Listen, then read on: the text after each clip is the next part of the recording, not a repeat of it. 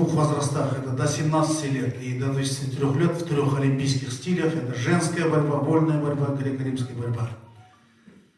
Хотел бы поблагодарить от имени Объединенного мира борьбы, от имени Объединенного мира борьбы Азии, поблагодарить Организационный комитет, это правительство Республики Кыргызстан, Министерство спорта, мэрия города Бишкека, Национальный олимпийский комитет и также Национальную федерацию борьбы.